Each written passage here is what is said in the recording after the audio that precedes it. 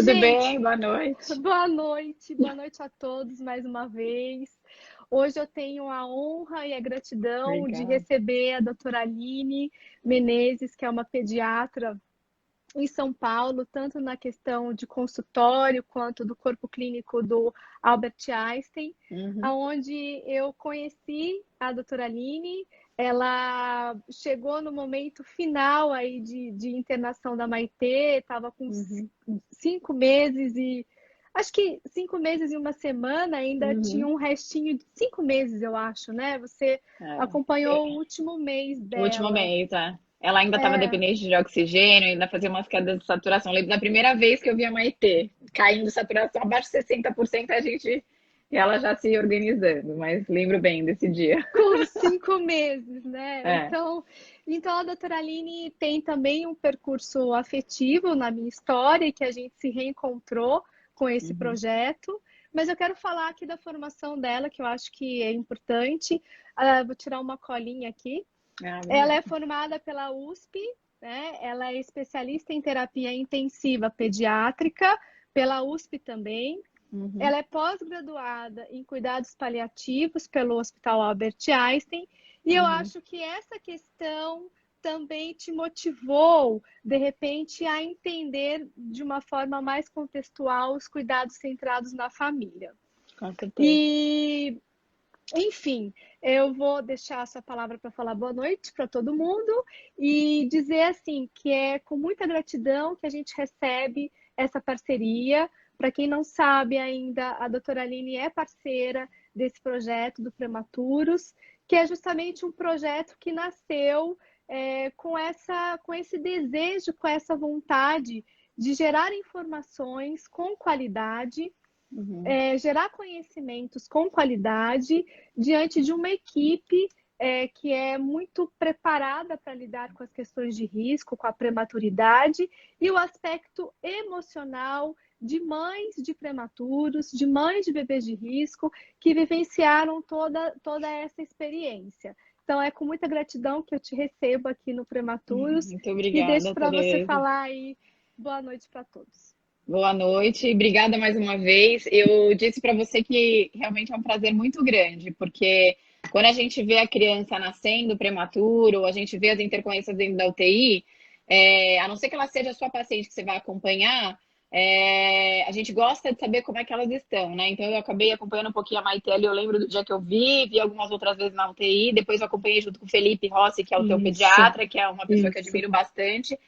E depois pude vê-la enorme com o irmão, né? Quer dizer, e todo esse processo que você foi vivendo.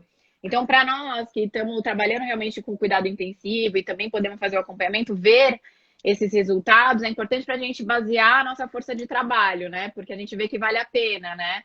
E como a gente precisa aprender cada dia que passa com isso, né? E o seu, acho que você tem uma história muito interessante, que eu vou usar ela para ilustrar muito do que a gente vai falar aqui, porque eu acho que você tem um caso muito interessante para a gente falar de cuidado centrado na família, né? Então, acho que você citou uma Isso, coisa super importante que é eu brinco que quando a gente vai falar disso, a gente estaria falando, parece que é uma coisa óbvia, mas não é tão óbvio. E muitas vezes é interessante você ouvir falar sobre isso para você se empoderar, não sei se eu gosto muito dessa palavra, e procurar talvez alguém que possa te ouvir mais para te trazer um caminho que seja uma boa alternativa para você e para sua família, né? E talvez a gente, não sabendo que isso é possível, talvez a gente se sinta mais refém da situação, né? Porque é uma situação isso. difícil. Você está dizendo coisas importantes que eu já vou vincular com a primeira pergunta, Uhum, e que eu acho que, como tem alguns profissionais nos assistindo, é importante só a gente pensar que ao longo da história a gente vai modificando as nossas condutas, uhum, né, frente à área da saúde. E se a gente for pensar no finalzinho da década de 60, início da década de 70, a ciência pontuou a questão da medicina centrada nesse cuidado, né? uhum. Tinha um poder hierárquico muito grande do médico nessa questão. E aí, na década de 90, por exemplo, a gente começou a entender que o que não é a medicina centrar o cuidado, mas é um cuidado centrado na família. né? Uhum, uhum, E aí, uhum, quando a gente enfoca essa questão da família, a gente está dizendo que, assim, o bebê prematuro, o bebê de risco, o cardiopata, outras condições de risco, ele não é só um conjunto de sinais e sintomas, né? Ele não é uhum. só uma gravidade clínica. Ou seja, esse bebê é muito grave, esse bebê não é grave, esse bebê Ele vai não é precisar só a de longa cardiopatia, né? internação. Ele É, não uhum, é só o uhum, quadro uhum, clínico, ele uhum, está dentro de uma família, né? Ele faz uhum, parte de um contexto, de uma família que desejou, que sonhou, uhum, que pensa nessa criança como um membro, com um ser ali que completa essa família. Então, ele uhum, não é só um conjunto de sinais e sintomas. E aí eu acho que a partir do momento que a área da saúde começa a entender que saúde e doença, eles são processos de vida. Então, ou seja, saúde não é só sintoma, ausência de ausência de doença, sintoma, ou a exatamente. doença não é só presença de sintoma, eles são Uhum, processos de vida. E uhum, como que a uhum, gente faz para otimizar isso? Então, quando a uhum. ciência entende um pouco isso, aí a gente começa a entender assim, poxa, então quer dizer que dentro de uma UTI neonatal, eu preciso trazer essa família para participar dessa relação dessa criança. Uhum, E uhum, como que eu faço isso? Né? uhum, Surgiram vários métodos que eu acho que você vai dizer. Então, surgiram não, foram validados, digamos assim, né? O contato uhum. pele a pele, o método canguru, os pais entrarem nos cuidados dentro da UTI, enfim. Então, eu queria que você dissesse para os profissionais que estão aqui, porque tem a doutora Ana que está aqui, que é dentro da UTI, tem outros profissionais da saúde que estão Agora nos eu falo. acompanhando. O Perfeito. que você entende e o que a equipe, e o que os pais que estão na UTI nesse momento, até no momento do pós-alta, precisam entender o que seria esses cuidados centrados na família? Acho que assim, obviamente que a gente está numa plataforma que a gente está realmente abordando a questão do prematuro, mas a gente pode, como você mesma colocou, explorar isso, eu diria assim, diante de qualquer situação que ameace a vida de uma criança ou de um adulto, eventualmente, porque a gente também pode atribuir esses cuidados a um adulto, por exemplo, um idoso, né? Uhum, E acho que daí que vem uhum. um pouco do meu interesse pelo assunto, porque eu passei a estudar cuidado paliativo porque eu estava dentro de uma UTI. Então, dentro da UTI, se você tiver um bom critério de internação em UTI, a princípio, todo paciente que está internado numa UTI tem uma condição que ameaça a sua vida. Então, ele tem uma situação, primeiro, ameaçadora da vida, e segundo, uma situação que provavelmente vai instabilizar uma perspectiva, uma expectativa que essa família toda tem diante, seja do nascimento de uma criança, seja um prematuro, ou seja uma criança que nasce a termo, mas que nasce com uma cardiopatia, enfim. Então, ela traz todo um movimento de modificar um pouco como essa família estava preparada, se é que ela estava preparada, né? E junto com isso está embutido toda uma história de vida, religião, uma questão de preparação. As mulheres trabalham, os homens trabalham, quem paga as contas, enfim. Então, tem uma série de situações que a gente poderia trabalhar não só para o prematuro, né? Então, Uhum. é muito interessante, você comentou a questão da década de 90, quando a gente vai olhar um pouco o conceito da Organização Mundial de Saúde de cuidado paliativo, primeiro ele estava centrado na questão da morte. Mas, na verdade, a segunda a atualização, vamos dizer assim, desse conceito atual, e eu estou falando um pouco de cuidado paliativo, porque ele remete muito a essa questão de quem está para morrer, mas, na verdade, eu quero trazer um pouco da minha formação no sentido de que ele fala sobre vida, né?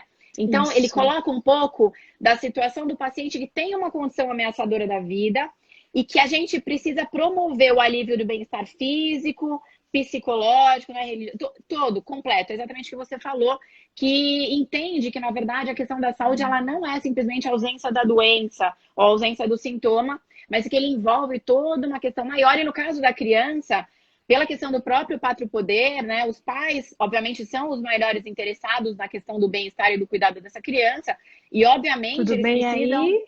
Tá dando para ouvir? Travou um pouquinho. Voltou, E, voltou. obviamente, eles precisam estar incluídos nessa questão, né? É óbvio que quando a gente fala dessa questão de cuidado centrado no paciente, eu vou falar muito de humanização, de comunicação, mas precisa ter uma questão técnica associada a isso, obviamente, porque você tem questões médicas, eu diria até decisões médicas que precisam ser tomadas. Mas elas precisam envolver a questão de como essa família está se preparando, se é que ela tem condições de fazer isso, para ela conseguir se preparar. Então, eu vou dar alguns exemplos, na verdade. É, essa crise, vamos dizer assim, diante de um bebê que nasce prematuro, que é gerada, vamos dizer assim, porque quando você está grávida de uma criança, a gente sabe que a gente gera uma expectativa de um bebê de praticamente 3 meses nascendo. Quando você, de repente, tem uma coisa que até você me relatou, que a sua filha, a primeira vez que você pegou ela parecia um ratinho de menos de 1 quilo. Quer dizer, isso é uma quebra, né? Isso é uma crise, né? Num casal, isso abala uma estrutura, todo um funcionamento que, de certa forma, estava se preparando para uma coisa que não veio acontecer. Então, essa questão dessa não continuidade é uma coisa que vai abalar muito essa família. Então, você tem uma expectativa anterior, ela é quebrada. Então, a primeira questão é como essa família está entendendo, como ela está aceitando essa questão, se é que ela está aceitando, se ela tem condições disso, como a gente faz esse suporte, né?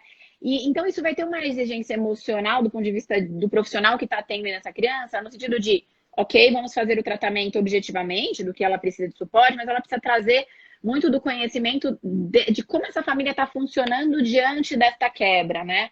E isso envolve uma série de coisas. Envolve como é que está essa relação, por exemplo, de uma mãe que está extremamente fragilizada, um pai que, por exemplo, não está preparado para ser um pai, não nasceu pronto para ser um pai, e de repente uma mãe que botava dinheiro em casa vai ter que ficar meses com essa criança numa UTI, e esse pai vai ter que dar conta. A gente vai falar um pouquinho sobre isso, sobre esse peso que o pai carrega, né?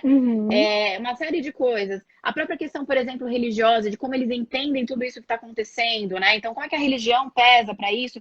Inclusive, a gente usando isso a favor ou contra, vamos dizer assim, mas na tomada de decisão, no sentido de como, quando a gente usa uma situação mais grave, vamos dizer assim, de um paciente que está em situação crítica, isso aparece muito mais, a questão da religiosidade, como essa família está entendendo, né, que esse processo todo aconteceu, né? E isso talvez ajude a gente, talvez não, isso ajuda a gente a entender que para um paciente que possa ter o mesmo perfil, vamos dizer assim, de nascimento, as histórias podem ser muito diferentes, né? Porque muitas vezes não vai existir exatamente uma decisão correta a ser tomada. Ela precisa ser compartilhada. Eu não estou querendo dizer que eu vou abrir um leque e falar assim, o que vocês querem fazer? Não é isso, porque isso é desamparar totalmente o meu paciente.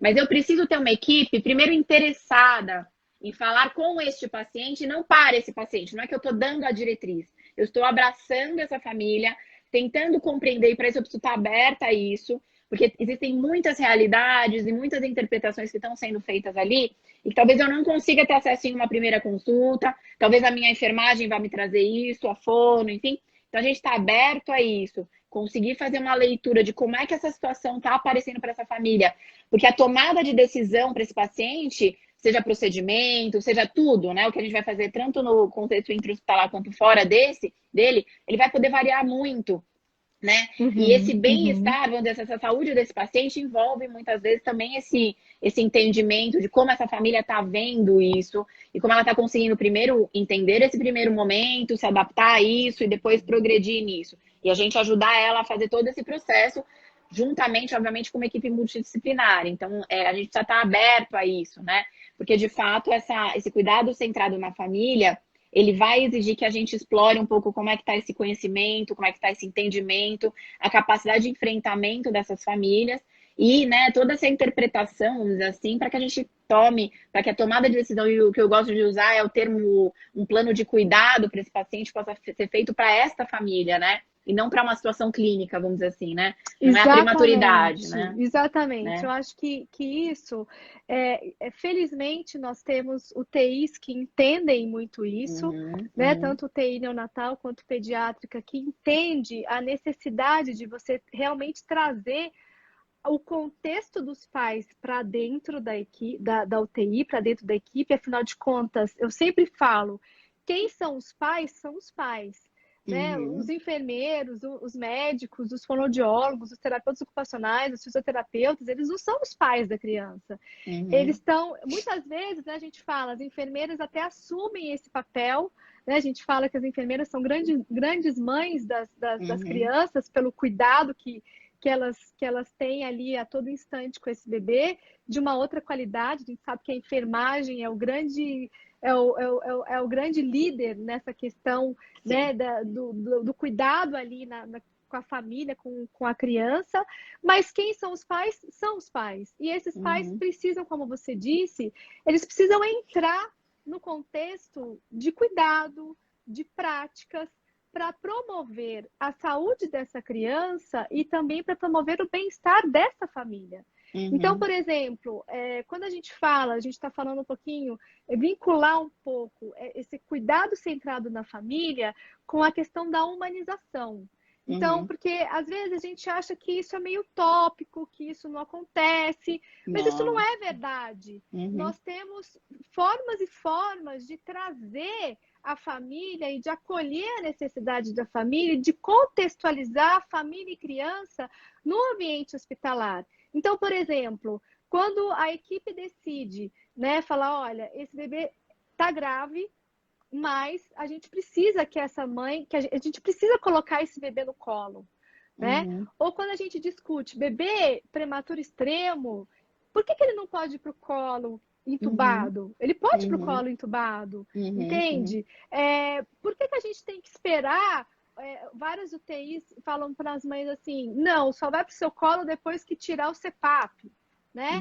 Ou seja, quando a gente orienta a mãe, por exemplo, olha, o prematuro gosta de toque, mas de um toque de tato profundo. Então, nada de passar dedinho nos prematuros, porque eles não gostam de tato superficial, eles gostam da mão inteira. Se você gera uma orientação dessa para uma mãe que vai lá toda com medo, porque aquele bebê que parece um ratinho, a Maitê parece um rato, ela pesou 530 gramas, né? Ela não tinha nem queratinização, ela tinha ossinho só, né? Então, se essa mãe que não entende essa informação, por exemplo, e vai passar com os dedinhos, a criança vai desaturar, porque ela não gosta. E aí e uma coisa, a mãe fala assim, nossa, tá vendo? Ela não gosta deu de certo. mim, não deu certo. E, enfim, o que eu tô querendo dizer é que, assim, a humanização, ela é necessária, ela é fundamental e ela é muito possível de ser feita. Mas às vezes... Eu queria comentar uma coisa, Tereza, que eu acho que você pôs um gancho muito interessante, que nós, como médicos, a gente sente muito essa questão que você colocou do papel da enfermeira, né? Que ela acaba, às vezes, assumindo um papel de mãe. Por que isso acontece? Porque é o enfermeiro que faz os cuidados do bebê, da criança. Então, não há como você conhecer alguém sem você ser próximo, né? Você precisa estar próximo. Então, o que acontece? Por isso, obviamente, eu como médico dentro de uma UTI, eu vou lá, examino o paciente, prescrevo e vou conversar com os pais e tal. Infelizmente, eu não consigo ter uma proximidade tão grande. E é a questão realmente desse pegar, desse trocar, desse perceber o tipo do choro, tudo. Então, são coisas que, infelizmente ou felizmente, somente o convívio vai trazer. Isso em qualquer história de qualquer criança, seja uma criança que nem foi prematura. Mas os pais precisam estar próximos para poder entender esse filho, essa criança, e gerar uma conexão com ele. Se a gente pega esse exemplo simples que você me deu, e eu simplesmente não permito que esses pais passem a entrar dentro de uma UTI e participar, por exemplo, de um cuidado simples, que às vezes é uma troca de fralda, qualquer coisa que seja. A gente pode dar N exemplos aqui. Esses pais, a gente sente, eu digo isso muito para os pacientes, né? Eu acho interessante quando eu estou lá na UTI e vai chegar um paciente, os pais saem de trás, aí vem a enfermagem. É uma coisa que até a gente faz instintivamente, sem querer, porque parece que o corpo do paciente não pertence mais aos pais. Ele pertence ao hospital e àquele corpo, né? Então, o que acontece? E aí, os próprios pais, você imagina alguém... quando a gente tem um filho de 2, 3 anos, você fala, não vai picar, não vai fazer. Agora, você imagina, você ter uma ruptura como essa, no caso do prematuro, ou no caso de uma situação ameaçadora dessa vida, que a gente pode englobar tudo. Você está muito fragilizado, então você confia 100% naquela questão de, beleza, vamos fazer tudo o que eles quiserem, porque... Só que o que acontece? Quando você permite uma aproximação mínima que seja, e a gente sabe que em situações graves a gente pode fazer isso é preconizado nos maiores guidelines que você tem para tratar choque em criança, um deles envolve essa questão de você aproximar a família. Parece óbvio, mas a gente precisa falar para os médicos isso, para a equipe, né? A gente vai permitindo que essa família conheça esse paciente. E não tem jeito. Por mais que aquela enfermeira dê plantão 2, 3 vezes na semana, 12 horas. Aquela mãe vai estar 30 dias com aquela criança. Depois ela vai estar 60 dias. Então não adianta, você precisa dar ouvidos a essa família. Você precisa dar ferramentas para que ele perca o medo e fale, olha, seu filho não pertence ao hospital, ele pertence a você. Só que para a gente poder fazer com que essa família se empodere disso, né? E se transforme em mãe e pai. E quando eu falo mãe e pai, gente, eu tô falando de dois pais, duas mães, enfim. Você entendeu? Que todo mundo, eu não estou querendo dizer pai, mas eu digo Sim, a a figura, família. né? A A família, família. exatamente. A gente precisa permitir que isso aconteça. Então, eu preciso permitir que eu estou acostumada a ver um bebê que nem eu vi a Maite a primeira vez, saturando 60% roxo, eu sei que no contexto que ela estava, ela ia se recuperar se eu tratasse de uma certa maneira. Mas para uma pessoa que nunca viu aquilo, aquilo é extremamente amedrontador, é aterrorizante ver um filho naquela situação. Quando você está. Quando eu falei de estar preparado, você está aberto a isso, o que a gente faz? A gente fala, calma, tá tudo bem. Né? Tá caindo a fatura, mas eu vou ajustar, eu vou Isso, chamar, e tudo bem, isso, e fica. E isso. assim, confia que se tiver alguma coisa que eu preciso te sinalizar, eu vou fazer, entendeu? Mas a gente precisa dessa abertura. E é muito interessante porque a gente chega com pais muito fragilizados e a gente, se a nossa equipe não tem essa abertura, a gente não. A entrada dos pais vai sendo muito dramática, muito cheio de. Aí gera uma desconfiança, gera uma coisa que dificulta o trabalho da equipe, enfim, né? Então, quando você tem essa abertura, que é o que o cuidado centrado na família propõe, é muito interessante, né? Porque a gente vê que a gente só contribui, né, para que a gente entenda melhor esse paciente, não simplesmente como um sintoma. E tem uma coisa muito importante que me veio à tona, né? Então, por exemplo, eu Uhum, me lembro que a Maite teve várias paradas cardiorrespiratórias, né? uhum, Várias. E uhum, uma das paradas bem sérias dela, parada uhum, cardíaca mesmo, que eu achei que eu tivesse perdido ela naquele momento, ela estava no meu colo, fazendo canguru, uhum, tá? E a médica, no momento, me conhecia pra caramba já, ela falou: não, não, não, não, eu vou reanimar no seu colo. Eu falei: como no meu colo? Não, vou reanimar no seu colo. Calma que eu vou reanimar no seu colo e daqui a pouco eu uhum, levo ela para a incubadora. E ela me uhum, disse, a médica me disse, ela falou, nesse momento o seu colo é o melhor lugar para ela. E aí, uhum. assim, como que ainda é difícil a gente começar a entender que o aspecto afetivo, ele não é só coraçãozinho, né? Ele Uhum. interfere, como você disse, ele interfere na organização neurológica de uma criança, ele Perfeito. interfere na estabilidade clínica de uma criança, ele Uhum. interfere na tranquilidade dessa mãe. A hora que ela falou, não pode deixar que eu vou começar a reanimar no seu colo, o que eu pensei? Ah, então não deve ser tão grave assim, né? Porque se fosse tão grave assim, ela teria puxado a Maitê e saído correndo. E ela falou, Uhum. não, foi super grave. Ela quase Uhum. foi. Só que Uhum. eu não podia arrancar ela do seu colo. Eu tinha condições de reanimar com ela no seu colo, né? Então, Uhum. assim, eu acho que muitas vezes, eu vou falar como um todo, eu sou também da área da saúde, né? Não sou só mãe de prematuro, mas Uhum. eu tenho quase 20 anos nessa área de prematuridade, dentro de UTI, dentro de follow-ups. Às vezes a gente olha muito o sinal e o sintoma e esquece de validar alguns aspectos importantes que interferem no próprio funcionamento e na saúde da criança e dessa Uhum. família. Né? Uhum. Uhum. Então, isso que está dizendo é super importante, e aí eu vou vincular rapidinho, não no sentido de julgar ferro a fogo, porque a gente sabe que o nosso país é extenso, a gente Uhum. sabe que tem várias diversidades técnicas, socioeconômicas, de ponta a ponta do nosso país, mas a gente está vivendo um momento importante que é o Covid-19 e a gente tem recebido relatos muito tristes de mães que ficaram 50 dias sem ver os seus filhos, 60 dias sem ver seus filhos, ou mães que não sabiam que podiam tocar nos seus Uhum. filhos, ou que podiam Uhum. fazer canguru. Eu recebo vários relatos, mas eu não sabia que existia o método canguru. Por que ninguém nunca falou disso? Né? Uhum. Então, Uhum. assim, eu acho que a gente também tem um papel importante aqui, de novo, não estou julgando o ferro a fogo, eu acho que cada UTI tem a sua realidade, mas os pais precisam ter consciência de quais são os direitos dele,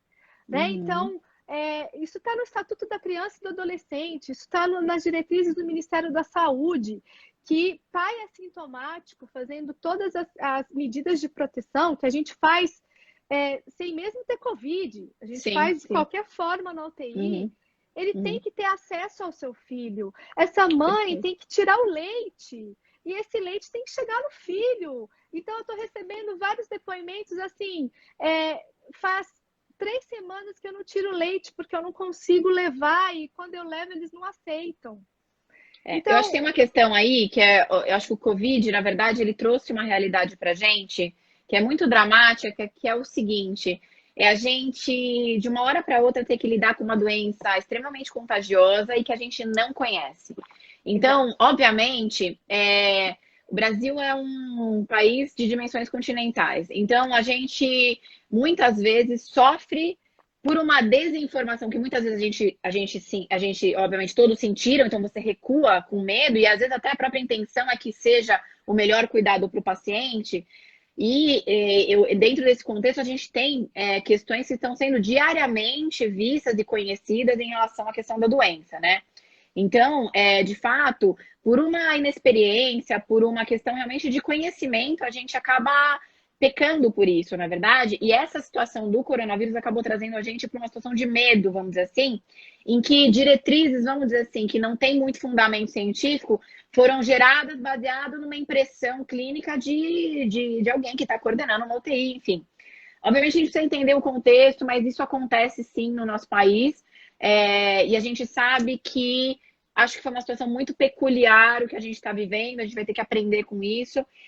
Mas, mais uma vez, eu volto a dizer, por isso a importância de uma plataforma como o Prematuros BR, porque as pessoas, se nunca falaram sobre o assunto, elas não vão saber questionar. Não é questão de você brigar para isso. Brigar não é Isso, a coisa. dialogar, Dialogar, perfeito. Então é aquela história de eu dialogar. falar com a família e não para a família. Porque quando eu falo para a família, você não pode entrar, né? Então, quando o pai ouve, ele vai trazer a informação, vai tentar, e a gente vai, e aí alguém da família vai, da equipe vai despertar e vai perceber aquela família e vai se abrir para ela, enfim. Então, é uma situação que a gente precisa realmente estar preparado para ouvir, né? E É, aprender, mas eu acho que, de forma geral, as mães que estão e os pais que estão nesse momento na UTI, dialoguem, que seja por uhum, telefone, por mensagem, mas é importante dialogar e eu já tenho até relatos reais de pessoas que não estavam conseguindo ter acesso ao bebê e que uhum, por um diálogo mesmo com a equipe, com a assistente social, passou a ter esse acesso. Então, o que a gente está querendo dizer é que os pais precisam ter consciência dos seus direitos e a importância do diálogo com a equipe. sim, Né? Eu acho que sim. esse é o ponto principal. Eu E acho que essa é aí, a maior depois. mudança, viu, Tereza, do que está acontecendo, porque a gente tem muito ainda, inclusive eu, quando estava na faculdade, a gente tem uma coisa muito hierárquica, que foi onde você começou a live, né, do médico paternalista, do médico que ele está de cima dando a diretriz, né? Isso é uma coisa que vem mudado muito, para trazer ele junto, né, com a família. Mas, assim, em locais mais longe, eu digo assim, né, então, dependendo do interior do país, né, de fato, a gente vê essa dificuldade porque isso a gente vê até nos próprios centros universitários, como isso Isso, ainda é uma necessidade de transformação diária. Então, exatamente. então Exatamente. Eu acho é que a difícil. consciência, eu acho que a consciência de que existe, da importância e dos direitos, é o principal caminho para fundamentar um diálogo, né? Eu acho que Uhum, uhum, é esse caminho que a uhum. gente tem que gerar. E Perfeito. aí, Aline, a gente fala muito da questão da mãe, obviamente, né? Porque eu escrevi isso até no meu livro, que eu carregava um vazio duplo, porque, Uhum, diferentemente do Luca, eu tinha sentido que a Maitê tinha sido arrancada de mim, né? Então, uma uhum, criança que nasce de 23 semanas é muito prematuro, uma criança que nasce até antes um pouquinho, que a gente tem sobrevida de crianças de 22 semanas e 5 dias, 6 dias, assim, não deu tempo, né? Obviamente, não deu mesmo. Tanto é que vai passar um longo período na UTI. Então, uhum, eu sempre senti que ela tinha sido arrancada de mim. E aí eu sempre falo assim, que o meu vazio era duplo, porque eu não tinha ela no meu ventre e eu também não tinha ela nos meus braços, né? uhum, Então, diferentemente um pouquinho desse pai, que o pai ele não tem o período da gestação, né? uhum, uhum, Então, muitas vezes ele precisa ter o filho nos braços dele para realmente ter consciência, né? Eu me tornei pai, né? São uhum, uhum, processos diferentes e, obviamente, que para a mulher passar por imensas transformações físicas, emocionais, no puerpério, essa questão, né, da gestação ter sido completamente interrompida, totalmente diferente do que ela imaginava. Essa questão da produção do leite, porque é a mulher que produz o leite. A gente uhum, tem, obviamente, um enfoque maior para essa mulher, né? E a uhum, gente uhum, entende isso. Mas quando a gente fala de cuidado centrado na família, a gente também está falando de um pai, a gente também Uhum, está falando de irmãos, a gente também está uhum, falando de um contexto muito mais amplo que perfeito. envolve além da mulher. E Uhum, aí eu tive a experiência de ter com o meu marido, ele teve depressão pós-parto masculina.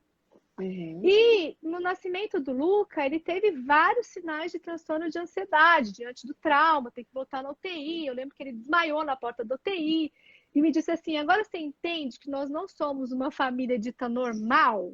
Eu não quero mais vivenciar isso, eu não quero ter que entrar mais na UTI. E pum, uhum, desmaiou, né? Então, uhum, assim, o homem também sofre, o homem também precisa de atenção, porque a gente uhum. carrega muito na sociedade, né? Que o homem tem que ser forte, que o homem não pode chorar, essa questão do machismo, e às vezes ele tem que dar força para a mulher, mas a gente esquece que esse homem também passa por transformações psíquicas, Exato. físicas. Muitas vezes é ele que sabe a primeira notícia da gravidade clínica dessa mulher, Uhum, da uhum, gravidade clínica do bebê, né, como aconteceu com uhum, meu marido, ver a Maitê uhum. dentro do saco, né, É. uma cena Uhum. que está na cabeça dele até hoje. Enfim, a gente precisa, quando a gente fala de cuidado centrado na família, a equipe precisa entender que não é só a mãe que está fragilizada, apesar de todas as questões que a mulher carrega, mas esse pai também está fragilizado E e ele é, precisa de atenção. Queria que você falasse um pouquinho disso. Acho que ela travou aqui. Vamos voltar. Gente, essas tecnologias me deixam malucas, sabia? Eu tenho faniquito com essas tecnologias.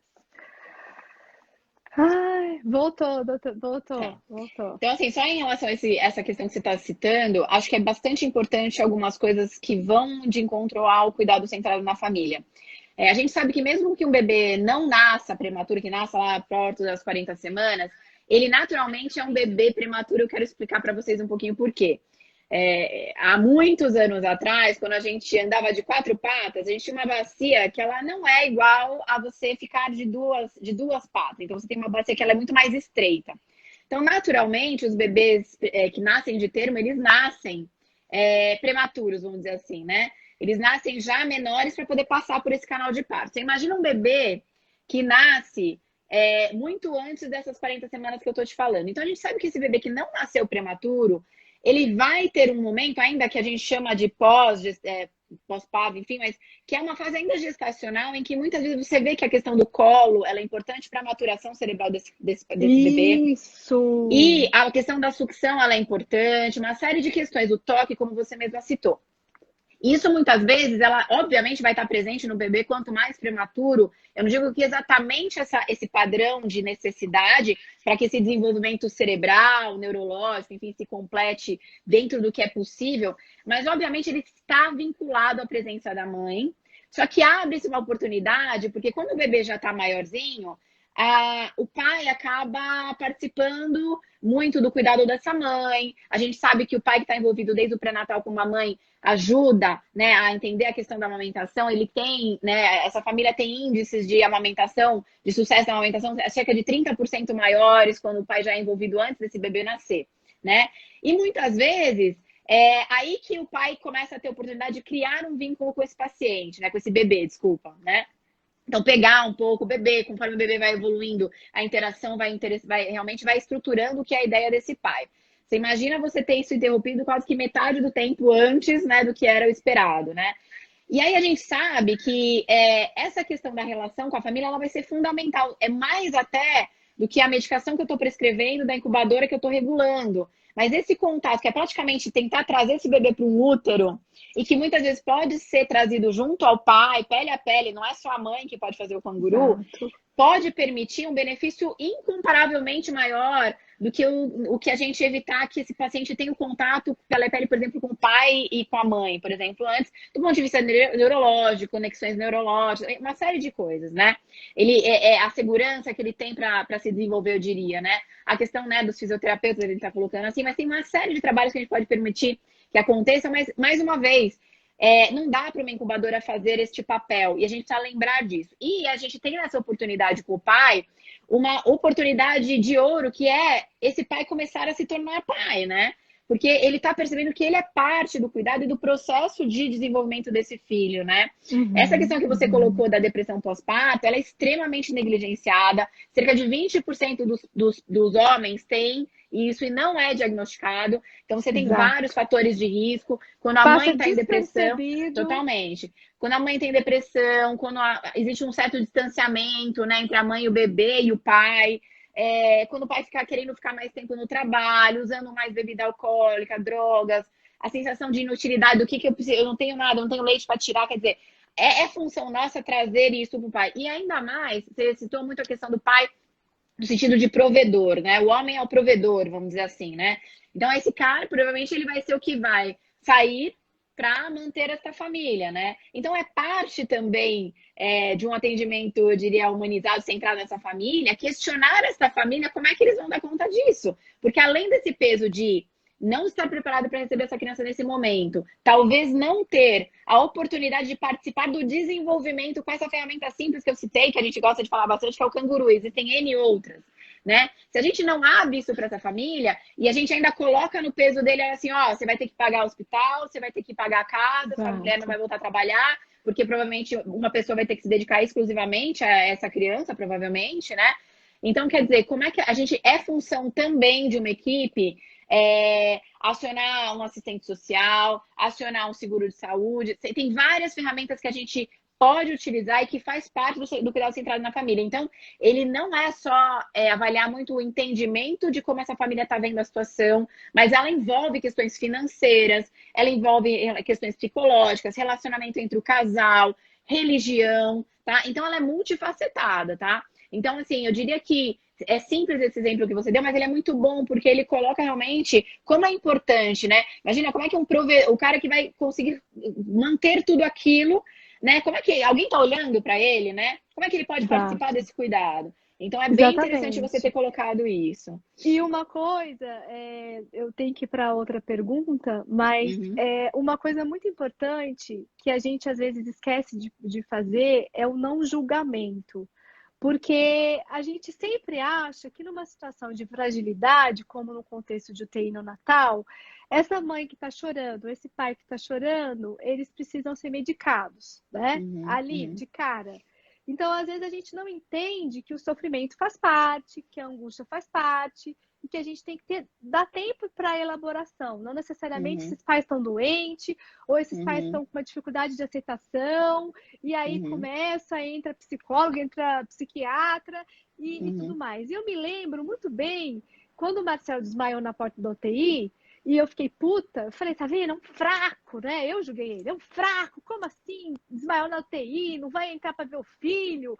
O filho tem 2 quilos. Né? O que é 2 quilos? 2 quilos de 530, o bebê tá formado, né? E eu falei, é um fraco mesmo. E entrei com raiva. E aí a psiquiatra falou o seguinte para mim: deixa o seu marido elaborar. Ela falou isso.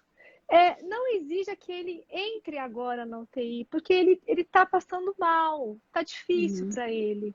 Calma, espera. Vai ser melhor o contato com a criança em um outro momento do que agora. Né? Isso não é sinal de mais amor ou menos amor. Vamos cuidar dele. E isso, para mim, uma terapeuta, né, que se diz assim, que a gente estuda as questões das relações, das emoções, e aí eu falei, nossa, né, faz todo sentido. Então, eu acho que é super importante a gente ter uma capacidade de não julgar aqueles sentimentos naquele momento. E, né? Tereza, acho que você colocou uma questão que também faz parte de quem estuda, vamos dizer assim, a gente tem que se preparar para poder atender com este enfoque. Não é só ler o livro, porque é muito difícil você ter a sensibilidade, porque ela varia muito conforme a situação. Mas, por exemplo, também está envolvido nesse conceito de cuidado centrado na família, eventualmente identificar que aquela pessoa, talvez naquele momento, não seja a melhor pessoa para fazer uma tomada de decisão. Por exemplo, eu vou te dar um exemplo simples. É muito comum os avós, muitas vezes, assumirem inicialmente o papel de decisores, e é fundamental que o médico, enfim, a pessoa que está coordenando, vamos dizer assim, essa equipe, que seja capaz de identificar quem é a pessoa que é capaz de ajudar a gente a fazer essa interface entre, né, família, porque muitas vezes os pais estão vivendo um luto que a gente precisa respeitar. Mas a gente precisa de alguém que assuma isso, então talvez não é, parece óbvio, mas não é pai e mãe muitas vezes, ou não é pai e mãe, é mãe só ou é pai só, né? E a gente precisa entender que não é necessariamente os dois. Então é difícil, porque a gente supõe que é óbvio, que precisa estar lá, né? Nós, então, que estamos trabalhando na UTI o tempo todo, aquilo ali é arroz com feijão pra gente, desculpa a expressão, mas é isso, a gente vê o dia inteiro. Para quem tá vivendo isso uma primeira vez ou uma segunda vez com o teu esposo, e olha só, né? Ele precisou viver isso anos, quer dizer, ele estava elaborando isso, era um fantasma que existia com ele desde que a Maitê nasceu, quer dizer. Então, Exatamente. né? Quanto tempo ele precisou elaborar isso para poder realmente conseguir mostrar e falar, gente, estou precisando de ajuda, né? Estou precisando de ajuda, Exatamente. né? E aí, obviamente, gente, que a gente não vai conseguir responder todas as perguntas, tiveram algumas perguntas aqui, mas a gente pegou algumas perguntas frequentes que apareceram nos nossos sites, que a doutora Aline Uhum, também tem o site dela, uhum, doutora Aline Menezes Pediatra, que está isso. lá no nosso folder, então quem quiser segui-la. É, a gente está falando de um cuidado centrado na família que não é só intra-hospitalar, né? Esse bebê Uhum, vai ter uma alta. uhum, E no pós-alta, ele vai ter contato com o pediatra, né? uhum, uhum, Então, esse pediatra precisa ter essa consciência do cuidado centrado na família, né? Ele uhum, precisa uhum. saber como é que essa mãe entrou na consulta, como é que esse pai entrou na consulta, né? Não somente se o bebê ganhou peso, Exato. tem a estatura correta, o perímetro cefálico, né? Porque tá todo mundo em constituição, né? Uma Uhum, família uhum, e o bebê, né? uhum, uhum. Ninguém nasce com o manual daquele filho, né? Então, queria que você falasse um pouquinho disso nos 15 minutos finais. Eu acho, Tereza, que eu vou usar o seu exemplo para tentar ilustrar um pouquinho o que eu gosto muito de pensar o que seria, né? Porque eu gosto de dar exemplos, na verdade, né? Primeiro que você estaria acompanhando, por exemplo, uma criança, como no teu caso, de muito tempo de internação, e que você estava, né, dentro de, obviamente, as limitações, num hospital que permitia um certo acesso, né, dos pais ao filho, enfim. Então, esse vínculo, dentro do que a gente, provavelmente hoje a gente faria diferente, né? Mas ele estava realmente começando a ser estabelecido, você já vinha com uma informação, uma bagagem e um empoderamento do cuidado da sua filha, né? E Uhum, aí, a uhum. gente tem um contexto, olha só, do seu marido já vivendo esse estresse, toda essa ansiedade, a gente foi descobrir isso só anos depois, na verdade, quando isso agudizou. Obviamente que isso vai ficando latente, né? E uma informação também muito interessante é que você é profissional de saúde, por exemplo, então uma terapeuta. Então, assim, são informações que são muito importantes a gente avaliar, por quê?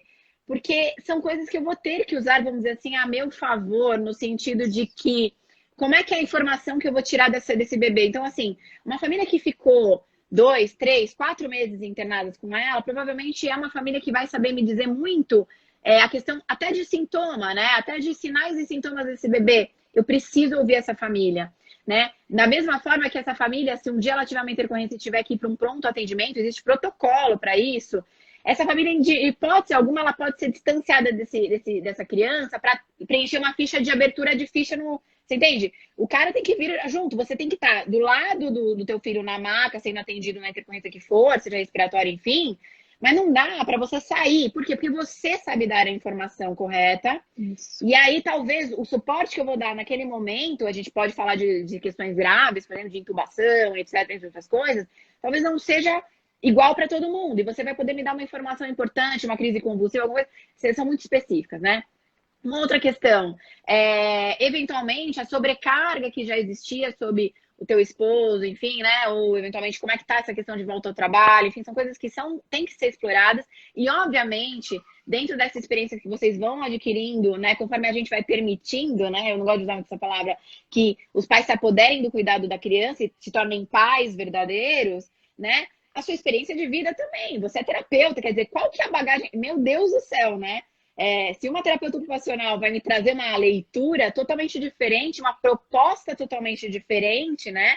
A questão religiosa, então, muitas vezes, né? Como é que vocês estão interpretando um casal que, por exemplo, é espírita? Eu já tive casais muçulmanos que entendem isso de uma forma muito mais, diria, como uma obra de Alá e não como, eventualmente, uma questão de uma doença que causou a prematuridade, enfim, etc. Então, são muitas facetas de interpretação e que, a partir de então, avaliação econômica, uma série de coisas. É uma coisa que é uma conversa que ela vai se estruturando gradativamente para entender os pontos de fragilidade, para entender as peculiaridades dessa família. Então, para você, por exemplo, a gente poderia ter uma proposta totalmente diferente de pais que absolutamente tiveram pouco tempo de contato, não tiveram uma UTI que permitisse tanto a ascensão. Ou seja, eu teria que construir, talvez, e orientar para eles que, olha, sabe aqueles cuidados que talvez a Tereza fez na UTI, de pôr o bebê no colo, pele a pele, com o pai?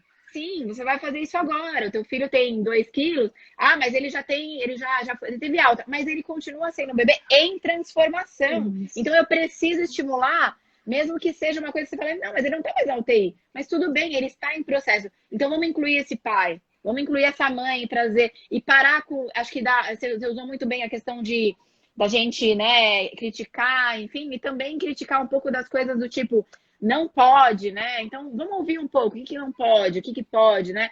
Eu acho muito interessante, a gente tem que ouvir o que essa família quer, né? Eu vou te contar um exemplo de uma história muito bonita que eu acompanhei. Uma criança que nasceu com 30 semanas, com uma malformação de parede abdominal, eu cheguei para avaliá-la, e a primeira queixa que a mãe me trouxe foi, depois de 3 semanas de internação, e eu acompanhei essa criança, infelizmente ela não sobreviveu. Mas eu achei que eu ia entrar naquela UTI e falar assim, ela ia falar, não, porque não querem fazer tal cirurgia. Aí eu falei assim, eu virei e falei assim, conheci um pouco do caso, perfeito, o que eu posso te ajudar? Ela tinha uma questão, ela fazia uma terapia holística e ela gostava muito da questão do toque. Então ela simplesmente queria tocar o filho dela, você entende? Gente, e assim, e ela falava assim, por quê? Mas olha, deixa eu te explicar por quê. Porque aquilo era curativo, aquilo era cuidado para aquela mãe. Reiki, né? Exato. Então isso me arrepia até hoje. E assim, a gente fala assim, não, será que ela quer uma droga? O que será que essa mãe quer? O que tá faltando? Eles não me deixaram tocar a minha filha, porque ela estava muito estável, a criança chocada, em diálise, enfim. Mas para ela, aquilo era uma forma de cuidado. E o pai, ele estava muito impotente, mas ele mais impotente ainda porque ele acreditava no poder curativo dessa mãe. Então, quer dizer, como é que a gente ajuda isso a acontecer, pelo amor de Deus, né?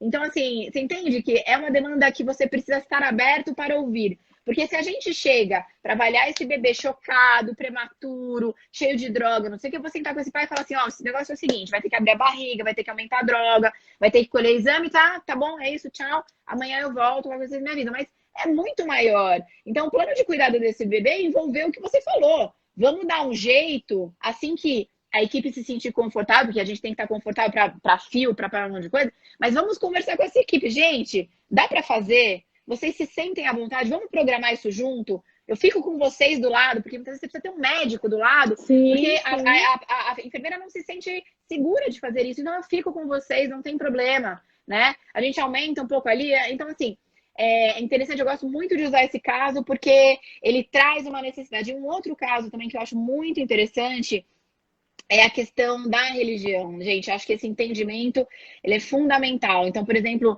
eu já tive situações dentro de UTI que o cuidado maior que a gente teve que fazer foi permitir que essa família tivesse um lugar para se virar para Meca e poder fazer a sua reza diária, porque eles eram muçulmanos. Simples assim, né? E assim, era o único pedido que eles queriam, mas eles não conseguiam, porque tinha uma diálise, porque tinha... Quer dizer, são coisas tão mais simples. E todo o cuidado, ele vai ser igual. A parte técnica talvez seja muito igual ao outro caso em que eu só estou olhando a doença. Mas são questões que ajudam muito na elaboração de um luto, na elaboração do plano de cuidado e na elaboração de como está formando esse pai e essa mãe, né? Porque eles estão trazendo parte, né? O que você está dizendo, né, é que essa live tinha que ter 2 partes, né? Mas o que você está dizendo é que promover saúde é promover cuidado. Perfeito. A gente precisa entender saúde como processo de vida e saúde como promoção de cuidado. Saúde Perfeito. não é nem só ausência de sintoma e nem só aquela coisa assistencialista, que é trocar fralda, dar leite, enfim. E Tereza, eu vou te colocar uma coisa, exato. Eu falo umas coisas no meu isso. Eu falo uma coisa no meu consultório, que obviamente a maior parte dos meus pacientes, eles não são prematuros, eles não têm doença de base, mas eu tenho alguns, mas para todos eu uso essa lição e eu tento muito viver isto, tá? É óbvio que quando você vai avaliar um prematuro extremo numa UTI, você vai, né, tentar realmente acalmar as coisas, mas depois eu entendo que é impossível você cuidar bem de alguém se você não tiver a questão do autocuidado preservado em você. Quando você tem uma situação de prematuridade extrema, você está extremamente fragilizado no sentido de que ninguém está olhando para você, porque a gente olha por nós. Quando você tem um filho que você está quase perdendo, você para de olhar para você, você para de olhar para o seu marido e ninguém faz isso por você. Então, se a gente não. Depois que a gente conseguir, obviamente, porque a questão técnica é muito importante, não é só dar abraço, não é isso que eu quero dizer, não é Claro, isso.